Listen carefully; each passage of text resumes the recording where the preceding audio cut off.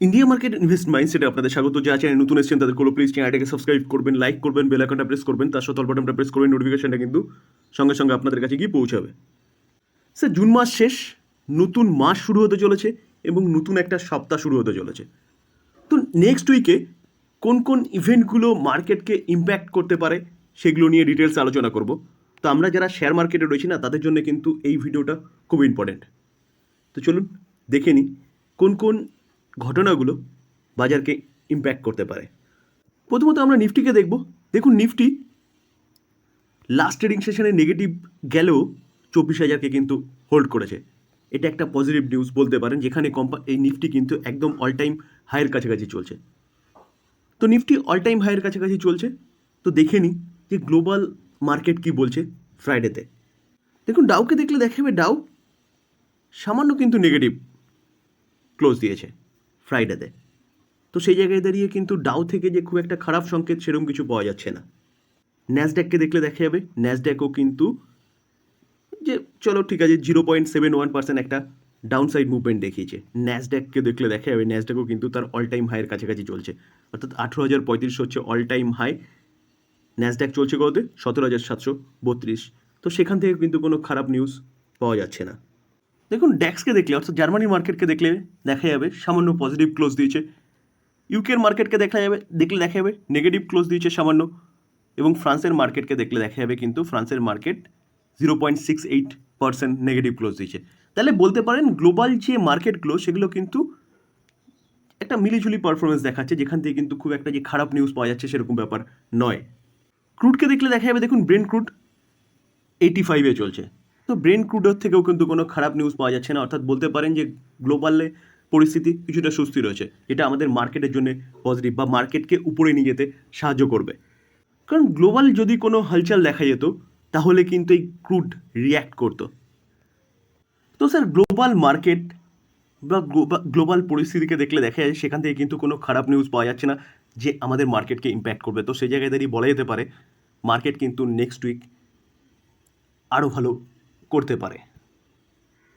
আমরা যদি এফআইএস-ডিআইএস এর ডেটা দেখি, দেখুন এফআইএস এর ডেটা দেখলে দেখা যাবে কিন্তু এফআইএস লাস্ট ট্রেডিং সেশন অর্থাৎ 28 তারিখ কী করেছে, যে 20,605 করোড় মতন পারচেস করেছে এবং বিকভালি করেছে কত? 20,628 করোড়। তো ওভারঅল দেখলে দেখা যাবে অনলি ফর 23 করোড় মতন কিন্তু কী করেছে? বিকভালি করেছে। এবং তার পাশাপাশি যদি আমরা ডিআইএসের ডেটা দেখি তাহলে দেখলে দেখা যাবে ডিআইএস কিন্তু কত? 20,973 করোড় মতন পারচেস করেছে এবং সেল করেছে 14,315 করোড়। তো ওভারঅল দেখলে দেখা যাবে ডিআইএস পারচেস করেছে কত? 6,658 করোড়। তো স্যার, এখন দেখলে দেখা যাবে কিন্তু যে কি এফআইএসের কিন্তু কিছু কিছু বাপসি দেখা যাচ্ছে, অর্থাৎ যে বিকভালিটা কন্টিনিউয়াসলি করে যাচ্ছে। জুন মাসে দেখা গেছে কিন্তু এফআইএস আস্তে আস্তে কিন্তু ফিরছে। তো এটা কিন্তু আমাদের মার্কেটের জন্য পজিটিভ বলতে পারেন। দেখুন 27 তারিখে এফআইএস বাই করেছে, নেট বায়ার। 25 তারিখে দেখলে দেখা যাবে এফআইএস কিন্তু নেট বায়ার। এবং তার পাশাপাশি 20 তারিখ, 19 তারিখ, 18 তারিখ, 14 তারিখ, এই তারিখগুলো দেখলে দেখা যাবে এফআইএস কিন্তু কন্টিনিউয়াসলি বাই করে গেছে। তো সেই জায়গায় দাঁড়িয়ে এটা কিন্তু আমাদের মার্কেটের জন্য একটা পজিটিভ নিউজ যে এফআইএস কিন্তু আস্তে আস্তে ফিরছে। তো ওভারঅল যদি ডেটা দেখি তাহলে দেখলে দেখা যাবে 3,91,740 করোড় মতন হচ্ছে এফআইএস কী করেছে? পারচেস করেছে এবং সেল করেছে 3,89,703 করোড়। তো ওভারঅল দেখলে দেখা যাবে এফআইএস কিন্তু নেট পারচেস করেছে কত? 2,037 করোড়। তার পাশাপাশি ডিআইএসকে দেখলে দেখা যাবে 3,37,468 করোড় মতন ডিআইএস কী করেছে? পারচেস করেছে, সেল করেছে 3,08,835 করোড়।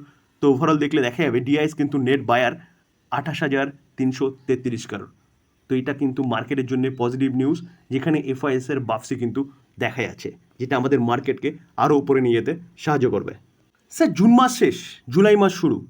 তো স্যার, মাস শেষ হওয়ার সঙ্গে সঙ্গে আরেকটা মাস শুরু হওয়ার সঙ্গে সঙ্গে কিন্তু যে অটো সেলসের আঁকড়া সেটা পাওয়া যায়। তো সেই অটো সেলসের ডেটা কিন্তু আমরা পেতে শুরু করব 1 জুলাই থেকে। তো কোন কোম্পানি, অটো কোম্পানি ভালো করেছে, সেলস কতটা ইমপ্রুভমেন্ট করেছে, তার উপর কিন্তু অটো সেলসের কোম্পানিগুলো, অটো কোম্পানিগুলো কিন্তু ডিপেন্ড করবে ও আপসাইড মুভমেন্ট দেখাবে কি ডাউনসাইড মুভমেন্ট দেখাবে। তো এই চ্যানেলের সাথে যুক্ত থাকতে হবে, তাহলে কিন্তু সঠিক তথ্য সঠিক সময়ে আপনি পেয়ে যাবেন। তো অটোসেক, টাটা মোটরস বলুন, এমএনএম বলুন, কি মারুতি বলুন, কি আইশার মোটর বলুন, বা অশোক লেল্যান্ড বলুন, কি করেছে জুন মাসে সেই ডেটা কিন্তু আমরা পাবো।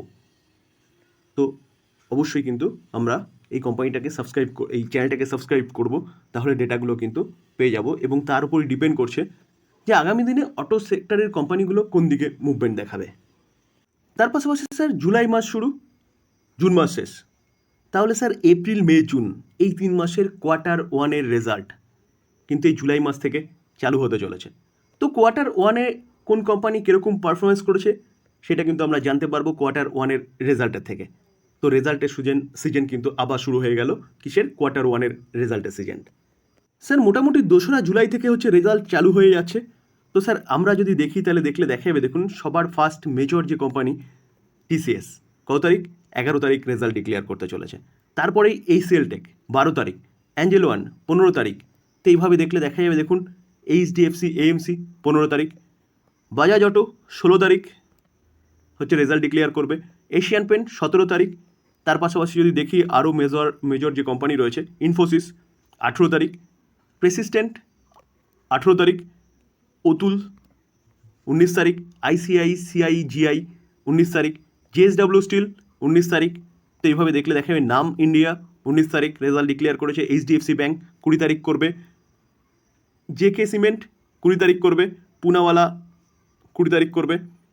তো এইভাবে গ্রোফর্জ 22 তারিখ করবে, RBL 22 তারিখ, বাজাজ ফাইন্যান্স 23 তারিখ, ICICI প্রু 23 তারিখ রেজাল্ট ডিক্লেয়ার করবে।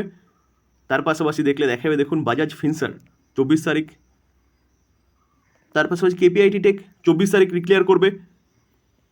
যদি তারপরে দেখি তাহলে দেখা যাবে, দেখুন UBL কত তারিখ? 25 তারিখ, UTI AMC 25 তারিখ ডিক্লেয়ার করবে, ডক্টর রেড্ডিস 27 তারিখ, ICICI ব্যাঙ্ক 27 তারিখ, MCX 27 তারিখ রেজাল্ট ডিক্লেয়ার করবে, এক্সাইড ইন্ডাস্ট্রি 30 তারিখ রেজাল্ট ডিক্লেয়ার করবে। তার পাশাপাশি যদি দেখি তাহলে দেখা যাবে, দেখুন আর মেজর কোম্পানি রেন ইন্ডাস্ট্রি 6 তারিখ ডিক্লেয়ার করবে। তার পাশাপাশি দেখা যাবে, দেখুন জুবিল্যান্ট ফুড 9 তারিখ রেজাল্ট ডিক্লেয়ার করবে।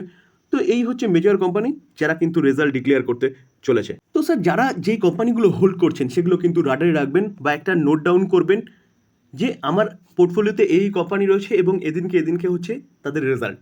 তো রেজাল্টটা কী করছে সেটা কিন্তু একটা ফাইটাল হচ্ছে ইনভেস্টারদের জন্য, কারণ কোম্পানির রেজাল্ট কী করছে তার উপরেই জানতে পারবো কোম্পানির পারফরমেন্স। রেজাল্টটা দেখলেই জানতে পারবো কোম্পানি বিজনেস কেরকম করছে। তো এই যে ডেটাটা দিলাম না, এটা কিন্তু আপনারা নিজেরা হচ্ছে লিখে রাখবেন যে কবে আপনাদের পোর্টফোলিওর কোম্পানিগুলো রেজাল্ট ডিক্লেয়ার করছে। আর স্যার এই চ্যানেলের সাথে যুক্ত থাকলে কিন্তু রেজাল্টটা আপডেট পেয়ে যাবেন। তো চ্যানেলটাকে সাবস্ক্রাইব করতে হবে, লাইক করতে হবে, বেল আইকনটা প্রেস করতে হবে, তাহলে কিন্তু সঠিক সময় তথ্যটা আপনার কাছে গিয়ে পৌঁছে যাবে। স্যার US থেকে কিন্তু এই উইকে অনেকগুলো খবর আসতে চলেছে, সেটাও কিন্তু মার্কেটকে ইম্প্যাক্ট করতে পারে। যেমন US এর ম্যানুফ্যাকচারিং এবং পারচেসিং ম্যানেজার ইন্ডেক্স অর্থাৎ PMI ইন্ডেক্স, তার রেজাল্ট কবে পাবো আমরা? যদি দেখি তাহলে কিন্তু দেখা যাবে 1 জুলাই পেতে চলেছি, অর্থাৎ 1 জুলাই কী করতে চলেছে PMI ইন্ডেক্স, তো তার উপর কিন্তু মার্কেট ইম্প্যাক্ট করবে, বা বলতে পারেন মার্কেট কোন দিকে মুভমেন্ট নেবে সেটা কিন্তু হচ্ছে এই PMI ইন্ডেক্স থেকে জানা যাবে, ডেটাটা কী রিলিজ হচ্ছে তার উপরে। তার পাশাপাশি US initial jobless claim data, অর্থাৎ USA কী হয়, আপনি জব করছেন না, আপনি জবলেসের জন্য ক্লেম করছেন, এবং ক্লেম করছেন মানে গভর্নমেন্ট থেকে কিন্তু একটা অ্যামাউন্ট আপনাকে দেওয়া হবে। তো এই জবলেস ক্লেম ডেটাও কিন্তু মার্কেটকে ইম্প্যাক্ট করবে, কারণ যত বেশি জবলেস হবে USA তত কিন্তু ইনফ্লেশনটা আরও কন্ট্রোলে আসবে।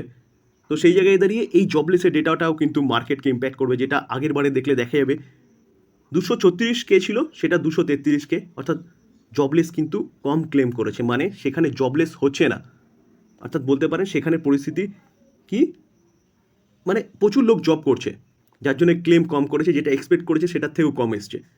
তো এই জায়গায় দাঁড়িয়ে কিন্তু এই ক্লেমটা যদি বেশি হয় তাহলে কিন্তু ভালো হবে। তো এবার দেখা যাক জবলেস ক্লেম কতটা আসে, যেটা দেখুন মার্কেট এক্সপেক্ট করছে কত, 235K আমরা কিন্তু 3 তারিখে জানতে পারবো। এটা এর থেকে বেশি আসলে মার্কেটের জন্য কিন্তু ভালো। এই নিউজটাও কিন্তু মার্কেটকে ইম্প্যাক্ট করবে, আপসাইড মুভমেন্ট দেখাবে না, ডাউনসাইড মুভমেন্ট দেখাবে। তার পাশাপাশি sir US federal open market committee অর্থাৎ FOMCর মিটিংয়ের কিন্তু মিনিটস জারি হতে চলেছে। দেখুন স্যার কবে জারি হতে চলেছে, এটা কিন্তু জারি হতে চলেছে 3 জুলাই। এই মিনিটসে ফেডের চেয়ারপারসন মিস্টার পয়েলজি কী বলছে সেটার উপরও কিন্তু মার্কেট রিয়্যাক্ট করবে। তো এই দিনটাও কিন্তু ইম্পর্টেন্ট, অর্থাৎ 3 তারিখে কিন্তু জবলেসের ক্লেমের ডেটা পাওয়া যাবে এবং এই মিনিটসের কিন্তু আউটকাম পাওয়া যাবে। তো 3 তারিখটা কিন্তু আরও বেশি বেশি করে ইম্পর্টেন্ট বলতে পারেন। তার পাশাপাশি ইউনাইটেড স্টেটস আনএমপ্লয় রেট এটাও কিন্তু আসতে চলেছে। তো এটা কবে আসতে চলেছে, এটা দেখলে দেখা যাবে কিন্তু এটা আসতে চলেছে 5 জুলাই, যেখানে কিন্তু মার্কেটকে এই ডেটাটাও ইম্প্যাক্ট করবে। কারণ এই ডেটা যত কম আসবে তত কিন্তু ভালো, সরি কম না, বেশি আসবে তত ভালো। আনএমপ্লয় যত পার্সেন্টেজ বেশি হবে তত কিন্তু ভালো আপাতত, কারণ ইনফ্লেশনটা কন্ট্রোলে আসবে, কারণ মানুষের পারচেসিং ক্ষমতা কমে যাবে। তো পারচেসিং ক্ষমতা কমলে কিন্তু ইনফ্লেশনটা আস্তে আস্তে কমবে, কারণ পারচেসিং ক্ষমতা যত বেশি বাড়বে তত কিন্তু ইনফ্লেশন বাড়বে। তো তার জন্যে এই যে আনএমপ্লয় রেট ডেটা যেটা 5 তারিখে আসতে চলেছে সেই ডেটার উপরেও কিন্তু মার্কেট রিয়্যাক্ট করবে। ইউএসের মার্কেট রিয়্যাক্ট করলে কিন্তু স্যার আমাদের মার্কেটও রিয়্যাক্ট করবে। তো স্যার এই দিনগুলো কিন্তু আমাদের মার্কেটের জন্য খুব ইম্পর্টেন্ট। তো স্যার এই ফ্যাক্টরগুলো কিন্তু আপকামিং উইকে মার্কেটকে ইম্প্যাক্ট করতে পারে। তো এই দিনগুলো কিন্তু আমরা রাডারে রাখবো, এই ডেটাগুলো কী বেরোচ্ছে তার উপর কিন্তু নজর থাকবে। তো আলোচনা এই পর্যন্ত। যদি ভালো লাগে, যা চ্যানেল নতুন এসেছেন তাদের কোনো প্লিজ চ্যানেলটাকে সাবস্ক্রাইব করবেন, লাইক করবেন, বেল আইকনটা প্রেস করবেন, তার সাথে অল বাটনটা প্রেস করবেন, নোটিফিকেশনটা কিন্তু সঙ্গে সঙ্গে আপনাদের কাছে গিয়ে পৌঁছাবে। থ্যাংক ইউ, ভালো থাকবেন।